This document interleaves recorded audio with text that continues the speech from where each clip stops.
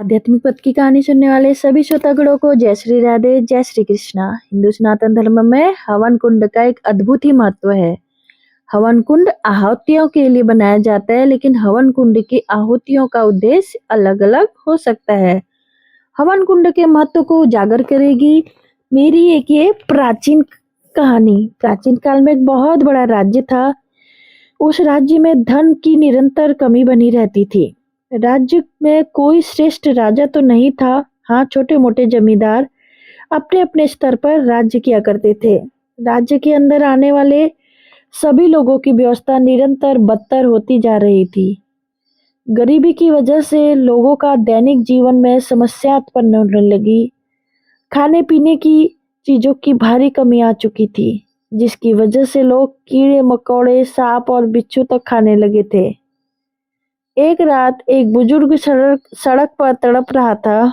रास्ते से दो व्यक्ति गुजरते हुए उसे देख लेते हैं। वह तुरंत उसकी मदद के लिए उसके पास पहुंच जाते हैं, लेकिन जैसे ही वह उसके हाथ लगाते हैं तो दोनों ही उसी तरह तड़पने लगते हैं और देखते देखते कुछ घंटों में ही उनकी दर्दनाक मौत हो जाती है। रात भर सड़क पर तीनों लावारिस पड़े रहते हैं। सुबह होते ही उन तीनों की आजू बाजू लोगों की भीड़ लग जाती है। तभी दो लोग उन्हें उठाने जाते हैं, लेकिन ये दोनों भी किसी बीमारी से ग्रसित होकर तड़पने लगते हैं। राज्य में एक अनजान महामारी ने अपने कदम रख दिए थे। दोनों को तड़प कर मरते देख किसी की हिम्मत उनके पास जाने की नहीं होती।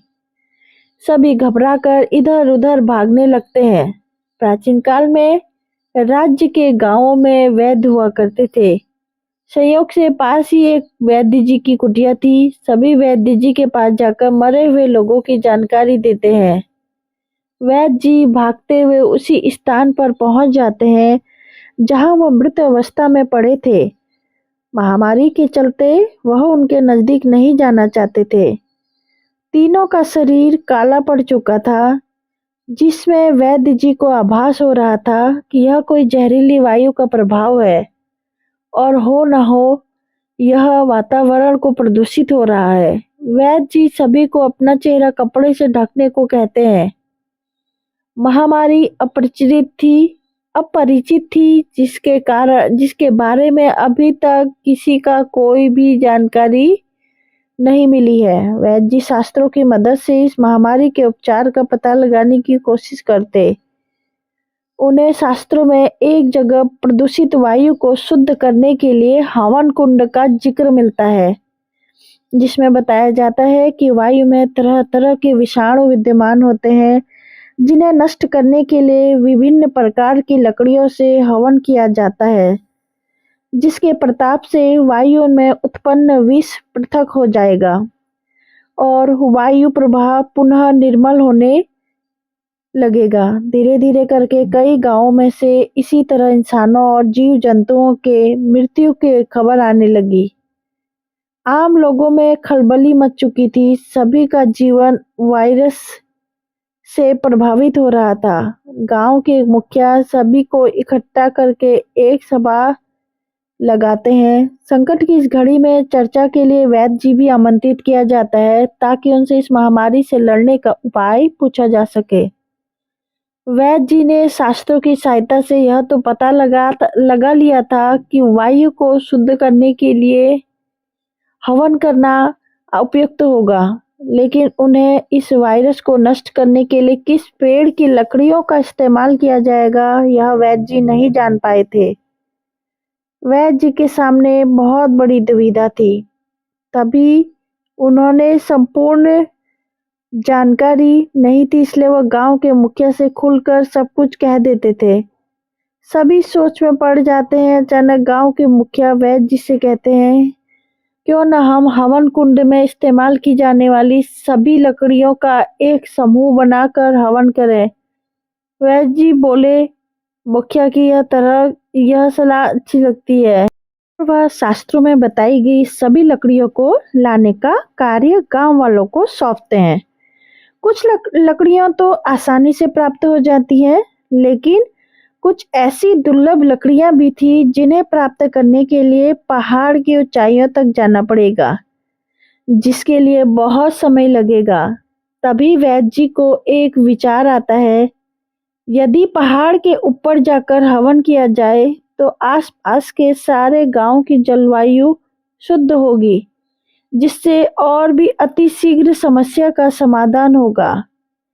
वैद्य जी मुखिया से कहते हैं, हम पहाड़ी के ऊपर सबको लेकर चलें और वही हवन कुंड भी स्थापना करके हवन करें तो पूरे राज्य की जलवायु शुद्ध की जा सकती है। यह बात सुनते ही सभी के चेहरों पर सकारात्मकता आ जाती है। मुखिया तुरंत सभी से अपनी बैलगाड़ी तैयार करने को कहते हैं ताकि बच्चे और बुजुर्गों को भी पहाड़ के ऊपर ले जा सकें। जैसे यह खबर फैलती है, आसपास के कई गांवों के लोग बैलगाड़ियों की लंबी लंबी कतारें लगाकर पहाड़ के रास्ते चल देते हैं।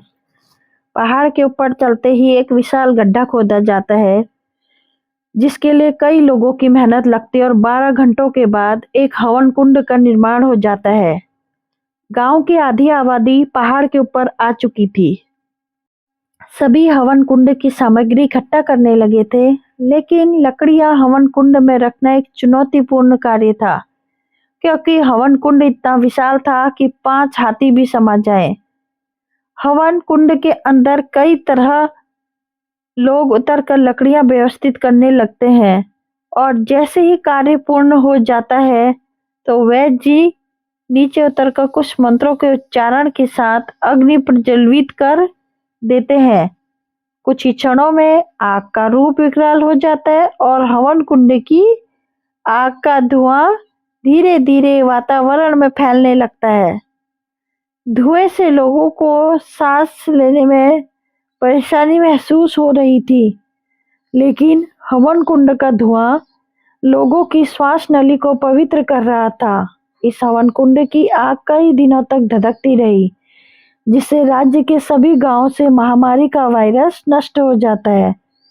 इतने बड़े संकट से मुक्त होते ही गांव वालों के चेहरे पर खुशी आ जाती है। लोगों के सर से मौत का खौफ हट जाता है। आज भी कई धार्मिक इतिहासों में आधुनिक बीमारियों से लड़ने की विधियां लिखी हुई हैं। सिर्फ यही समय है उनका उपयोग सीखना। बाकी हवन कुंड के प्रताप से सभी को नया जीवन प्राप्त हो चुका था।